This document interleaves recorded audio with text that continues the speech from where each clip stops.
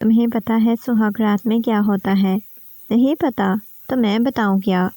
اس کے ننھے سے وجود پر تمہیں کیا کچھ برداشت کرنا پڑے گا؟ شاذم نے اس کے کمسن وجود کے ساتھ گستاخیاں کرتے ہوئے پوچھا۔ میری دوستوں نے کہا آپ میرے جسم پر ظلم کریں گے، اپنا حق لیں گے۔ 15 سالہ مہرو نے دوستوں کی باتیں دہرائیں۔ شاذم نے باہوں میں بھرتے اس کے پیٹ۔ شاذم کافی دیر تک لاؤنج میں بیٹھا سگریٹ پیتا رہا۔ اس کے چہرے پر دنیا جہان کی سنجیدگی چھائی ہوئی تھی۔ میں بھلا کیسے اس بچی پر ظلم کر سکتا ہوں؟ کیسے اسے اذیت اور تکلیف دے سکتا ہوں؟ اس میں اس کا تو کوئی قصور نہیں۔ یہ سوچتا ہوا وہ روم کی طرف چلا گیا۔ دھیرے سے روم کا دروازہ کھولا۔ سامنے ہی بیڈ پر وہ بچی بیٹھی ہوئی تھی جس کے چہرے پر خوف چھایا ہوا تھا۔ روم کا دروازہ بند کرتا ہوا لمبے لمبے ڈگ بھرتا ہوا بیڈ تک آیا۔ بیڈ کے پاس آ کر پہلے کافی دیر تک اسے دیکھتا رہا جو کہ سادہ سے حلیے میں بیٹھی ہوئی تھی۔ پھر اس نے دوبارہ سے سگریٹ سلگا لی۔ مہرو نے اسے سگریٹ پیتا ہوا دیکھنے لگی۔ کتنے سال کی ہو تم؟ اس نے سگریٹ کا گہرا کش لگاتے ہوئے پوچھا۔ مہرو نے اس شخص کی طرف دیکھا۔ اس کے چہرے پر چھائی ہوئی سنجیدگی مہرو کو خوف میں مبتلا کر رہی تھی۔ 15 سال کی ہوں، وہ گھبراتے ہوئے بولی اور دوبارہ سے اپنے ہاتھوں کی انگلیوں کو مروڑنے لگی۔ وہ اس کی ہر حرکت کو نوٹ کر رہا تھا۔ سہاگ رات کے بارے میں جانتی ہو؟ اس کی بات سن کر وہ خشک ہونٹ بھر دی۔ شاذم کی طرف دیکھتے ہوئے کہنے لگی، ہاں، میری دوستوں نے مجھے بتایا تھا کہ میں وادی میں جا رہی ہوں تو آپ مجھ پر ظلم کریں گے، آپ مجھ سے زبردستی اپنا حق وصول کریں گے۔ روتے ہوئے اسے بتانے لگی، رو کیوں رہی ہو؟ میں نے تمہیں کچھ کہا ہے کیا؟ یا میں نے تمہیں ہاتھ لگایا ہے؟ وہ سخت لہجے میں گویا ہوا۔ آپ بہت اچھے ہیں نا، آپ مجھے کچھ بھی نہیں کہیں گے نا، آپ زبردستی مجھ سے اپنا حق وصول نہیں نہ کریں گے، اور آپ مجھے ماریں گے بھی نہیں نا؟ روتے سسکتے ہوئے بولی، میں نے بولا ہے کہ میں تمہیں ماروں گا۔ وہ ایشٹرے میں سگریٹ کو مسلتا ہوا پھینکنے کے بعد اس کے بازو سے پکڑ کر ایک دم سے اسے اپنے قریب کر چکا تھا، اور اس کے یوں قریب کرنے پر مہرو گھبرا گئی۔ کہنے لگی، آپ یہ کیا کر رہے ہیں؟ وہ گھبراتے ہوئے اس سے پوچھنے لگی، مار پیٹ نہیں رہا تمہیں؟ اس وجہ سے آرام سے بیٹھی رہو، بات کرنی ہے تم سے، رونے کی بالکل ضرورت نہیں۔ وہ اس کے آنسو نرمی سے صاف کرتا ہوا بولا، اب بتائیں نا مجھے، آپ مجھ پر ظلم تو نہیں کریں گے؟ زبردستی اپنا حق تو نہیں وصول کریں گے نا؟ وہ بار بار شاذم سے ایک ہی بات پوچھے جا رہی تھی۔ اگلے ہی لمحے شاذم اسے اپنے سینے سے لگا چکا تھا۔ اسے اس بچی پر ترس آ رہا تھا۔ وہ تو ہمیشہ ہی ونی جیسی رسم کے خلاف تھا۔ وہ کبھی بھی نہیں چاہتا تھا کہ اسے ونی کر کے لایا جائے۔ اس لڑکی کو تو خون کا بدلہ خون ہی چاہتا تھا، لیکن یہ خون بہا والی رسم، وہ خود بھی بہت پریشان تھا۔ وہ لڑکی تو اب اس کے نکاح میں آ چکی تھی، لیکن وہ اس پر کوئی ظلم نہیں کرنا چاہتا تھا۔ ایک تو وہ معصوم بچی تھی، اس کی اتنی عمر بھی نہیں تھی کہ وہ اس کے ساتھ شادی کرتا، اس کی شادی کی عمر بھی نہیں تھی، لیکن پھر بھی اس کے ماں باپ نے اس قدر ظلم کیا تھا جو اسے خون بہا میں دے دیا۔ وہ ہچکیوں اور سسکیوں کے ساتھ روئے جا رہی تھی۔ شاذم نے دھیرے سے اس کی پشت کو سہلایا، کہنے لگا، میں نے بولا ہے نا، آپ کو کچھ بھی نہیں کہوں گا۔ وہ کہنے لگی، آپ وعدہ کریں۔ وہ اپنا ہاتھ اس کے سامنے کیے بولی، اوکے ٹھیک ہے، میں وعدہ کرتا ہوں۔ یہ کہہ کر اس کے ہاتھ کو اپنے ہاتھ کی گرفت میں لیتا ہوا اس کے ہاتھ کو اپنے لبوں سے لگا چکا تھا، اور اس کی اس حرکت پر مہرو کا دل بڑی شدت سے دھڑکا۔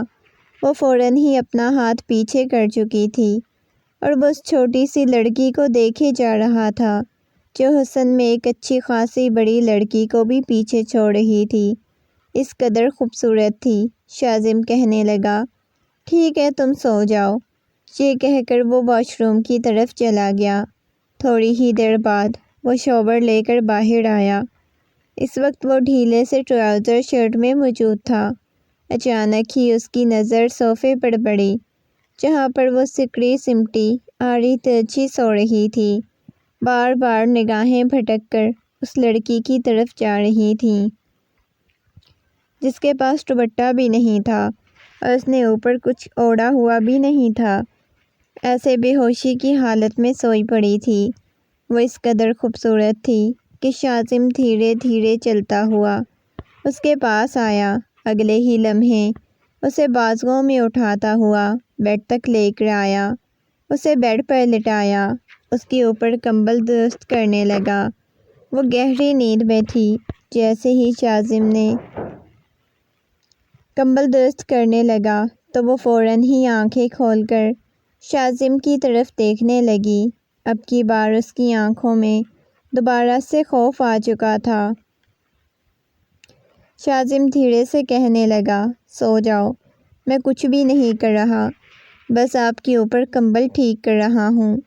وہ نرمی اور محبت سے بولا تو وہ دوبارہ سے اپنی آنکھیں بند کر کے ایک ہی لمحے میں سو چکی تھی۔ شاید وہ نیند کی بہت پکی تھی۔ اسے بہت زیادہ نیند آئی ہوئی تھی۔ نیند کی شوقین کہہ سکتے ہیں۔ شاذم مسلسل اس کے چہرے کی طرف دیکھے جا رہا تھا۔ وہ لڑکی اس کے لیے امتحان بنتی جا رہی تھی۔ اس کے قریب تھی، اس پر حق رکھتا تھا، لیکن اس کے باوجود دور تھا۔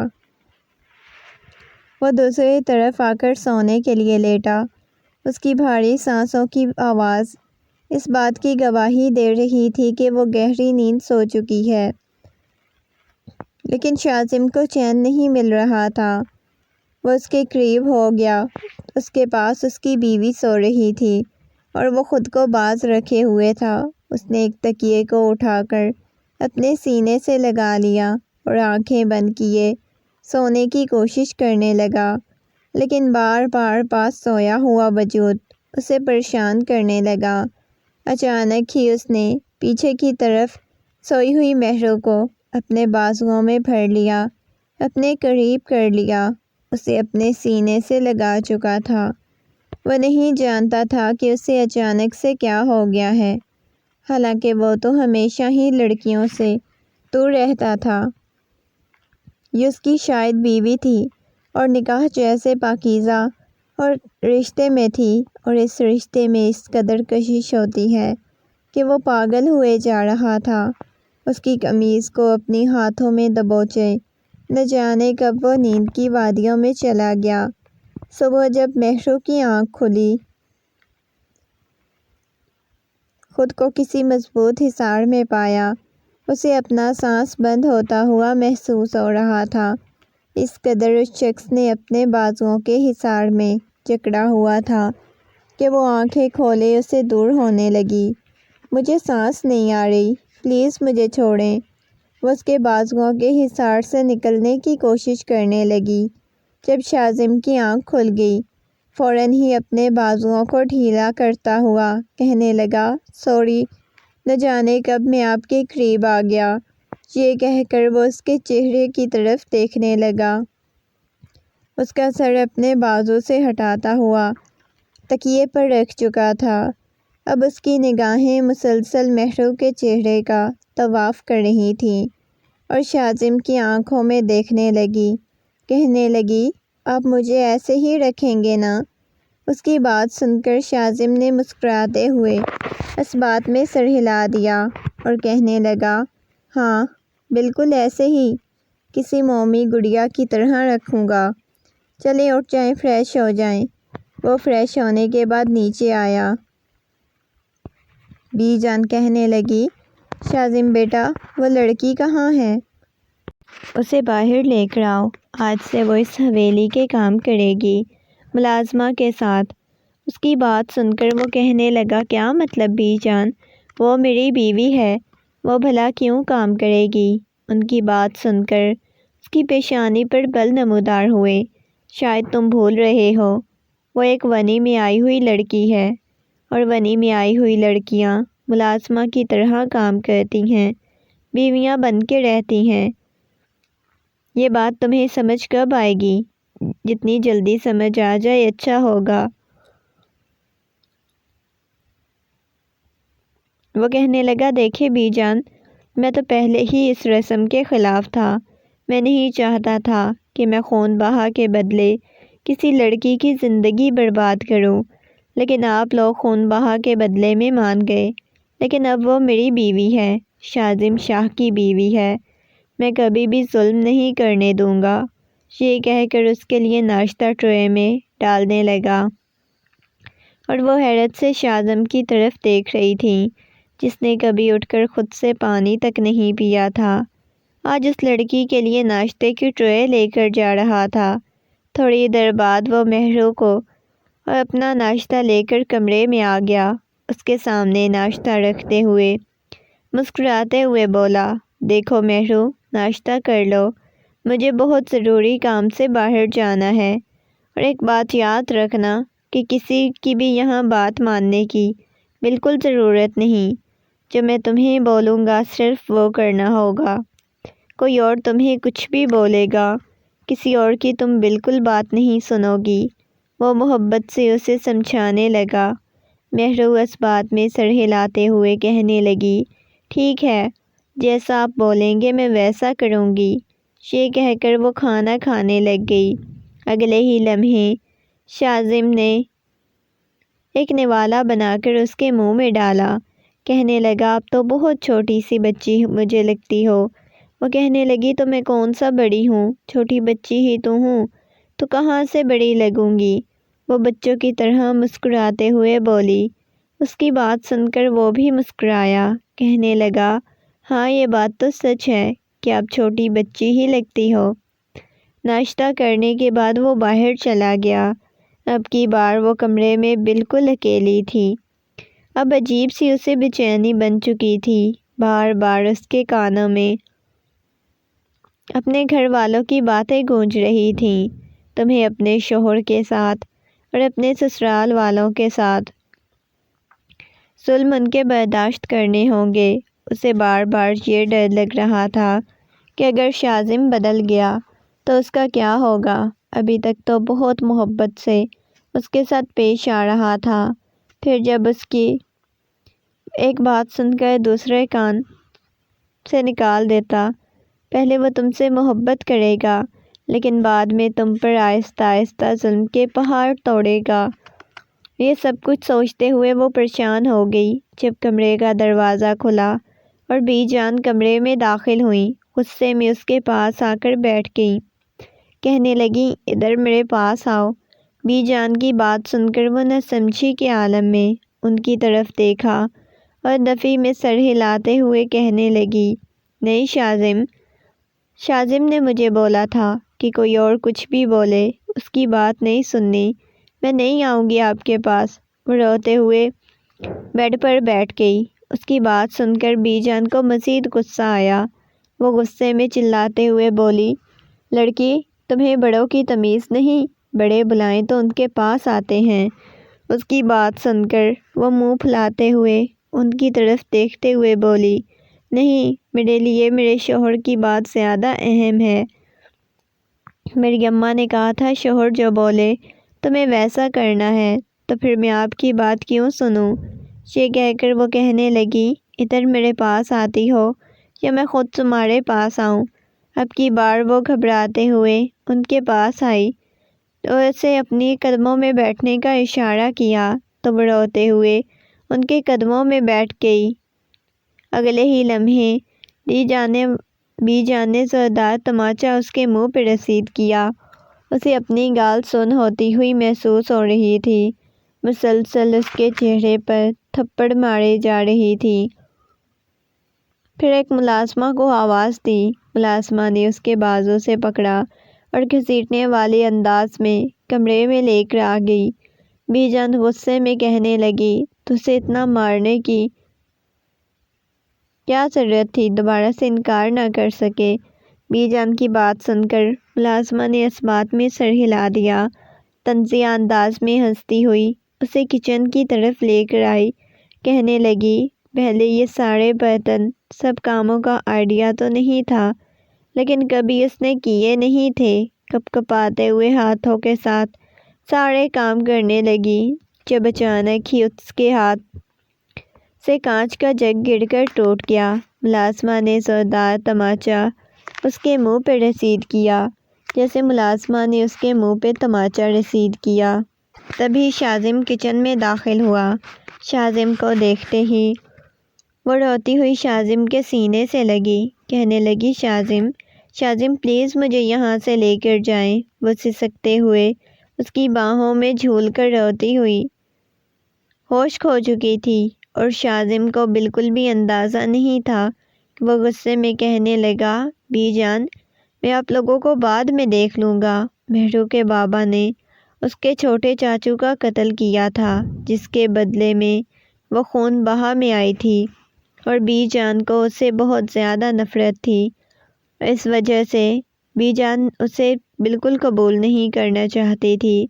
اسے بیڈ پر لٹائے اس کے ہاتھ کو سہلاتا ہوا اسے ہوش میں لانے کی کوشش کرنے لگا، لیکن وہ بہت زیادہ ڈری ہوئی تھی۔ اس کے چہرے پر تھپڑوں کے نشان تھے۔ شاذم کے دل کو کچھ ہوا۔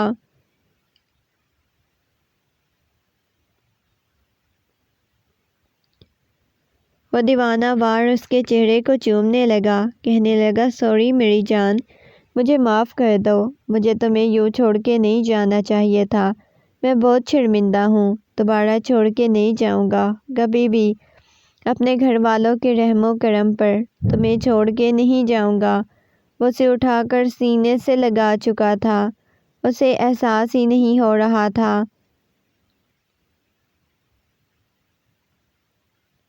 کہ وہ چھوٹی سی لڑکی کے پیچھے پاگل ہوئے جا رہا تھا۔ کہنے لگا، اٹھو نا، آنکھیں کھولو، بہت برا لگ رہا ہے، تم ایسے بالکل اچھی نہیں لگ رہی۔ وہ باری باری اس کی آنکھوں پر بوسہ دیتا ہوا اس کی گال کو سہلا رہا تھا۔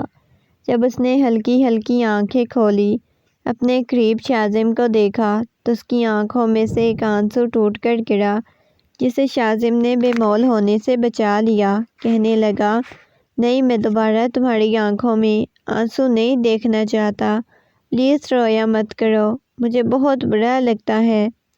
یہ کہہ کر بس اس کے ہاتھ کو سہلا رہا تھا، دھیرے دھیرے شاذم کی گود میں اپنا سر رکھتے ہوئے نیند کی وادیوں میں چلی گئی۔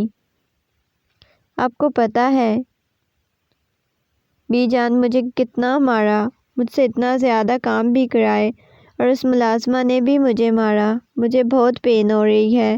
اپنے فیس پر اتنے زیادہ انہوں نے مجھے تھپڑ مارے، وہ بچوں کی طرح اسے شکایتیں لگائے جا رہی تھی۔ وہ کہنے لگا، میری جان کو اگر دوبارہ تھپڑ لگایا تو میں اس کو بہت دور لے جا کر کوئی بھی نہیں ہوگا۔ وہ کہنے لگی، آپ مجھے لے چلنا، مجھے ان لوگوں کے ساتھ نہیں رہنا، یہ بہت برے ہیں۔ وہ ہچکیوں اور سسکیوں کے ساتھ روئے جا رہی تھی۔ اس کے بالوں میں ہاتھ پھیرتا ہوا بولا، نہیں، میں آپ کو رونے کی، پریشان ہونے کی بالکل ضرورت نہیں، یہ آخری دفعہ تھا، دوبارہ آپ کی کال اذیت اور تکلیف دینے کی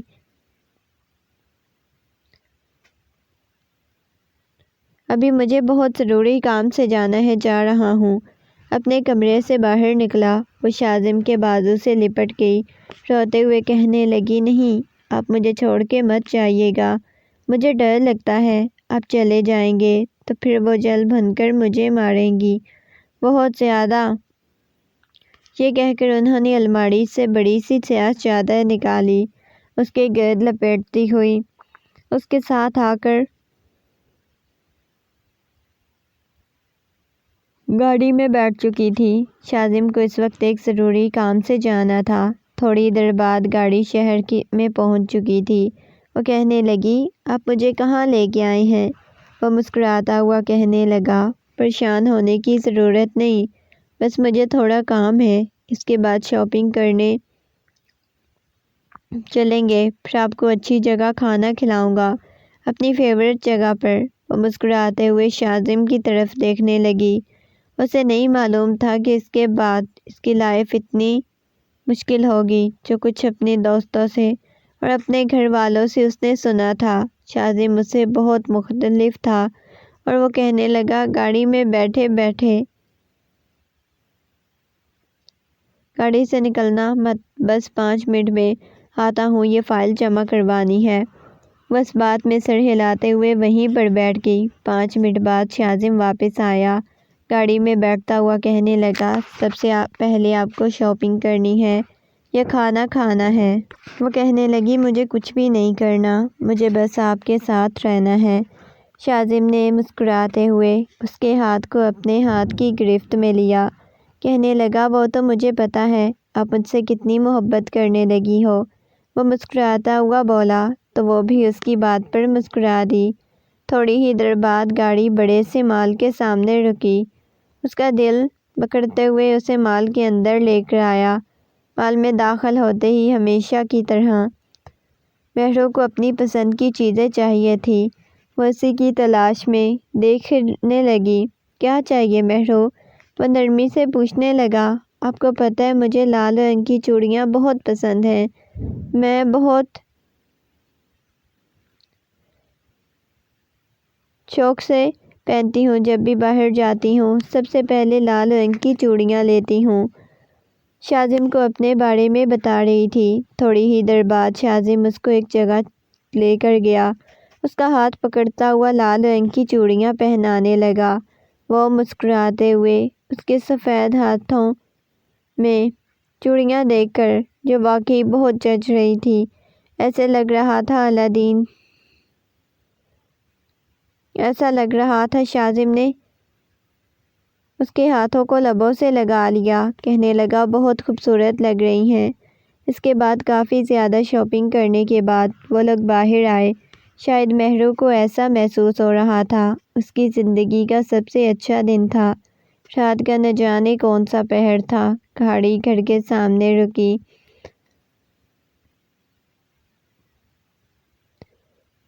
مہرو سو چکی تھی، اس کے چہرے پر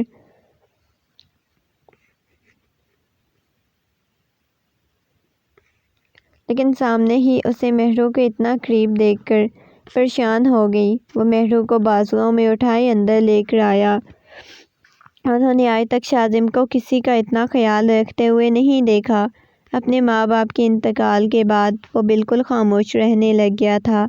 ایسے لگتا تھا اس کے اندر کوئی خواہش باقی نہیں، لیکن آج اتنے عرصے بعد خوش اور مسکراتا ہوا دیکھ کر بی جان کو عجیب سا محسوس ہوا۔ انہوں نے کیا کچھ نہیں کیا تھا اپنے پوتے کو خوش دیکھنے کے لیے، لیکن اسے خون بہا میں آئی ہوئی لڑکی کے ساتھ اس قدر خوش دیکھ کر وہ حیران بھی ہوئی تھی۔ وہ مہرو کو سلانے کے بعد باہر آیا۔ دوبارہ سے وہ کتنے دنوں بعد بی جان کے گھٹنوں پہ سر رکھے آنکھیں بند کیے بیٹھا ہوا تھا۔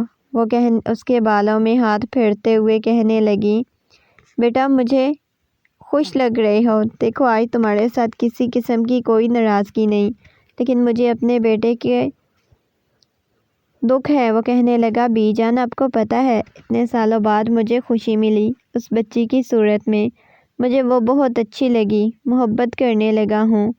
وہ قاتل نہیں، اس کے اگر گناہ ہوتا تو ضرور اسے سزا دیتا، اس کے باپ کی، اس کے بھائی کے گناہوں کی میں اسے کیوں دوں؟ میں اس کے باپ کے گناہوں کی سزا میں اسے کبھی نہیں دوں گا۔ بی جان آپ اس بات کو سمجھنے کی کوشش کریں۔ انہوں نے اس کی پیشانی سے سر ٹکا دیا، کہنے لگی، مجھے اپنے پوتے پر یقین ہے، کچھ غلط نہیں کر سکتا۔ یہ کہہ کر وہ کہنے لگی، ٹھیک ہے میں اس بچی کو قبول کرنے کے لیے تیار ہوں، لیکن بعد میں تم اسے کسی قسم کا کوئی دکھ تکلیف نہیں دو گے۔ اس نے ایک دم سے بی جان کی طرف دیکھا، جنہوں نے مسکراتے ہوئے اس بات میں سر ہلا دیا۔ وہ مسکراتا ہوا ان کے سینے سے لگا، شکریہ بی جان، میرے گھر کو خواہش کو پورا کرنے کے لیے۔ وہ کہنے لگی، یہ میرا فرض تھا، تمہیں اپنا بیٹا کہتی ہوں، میرے لاڈلے بیٹے ہو تم۔ تمہارے نام کی ہر خواہش پوری کروں گی۔ یہ کہہ کر وہ اسے سینے سے لگا چکی تھی۔ تھوڑی دیر بعد وہ کمرے میں آیا تو مہرو گہری نیند سو رہی تھی۔ وہ اس کی پیشانی پر بوسہ دیتا ہوا اسے اپنے بازوؤں کے حصار میں لیتا ہوا نیند کی وادیوں میں چلا گیا۔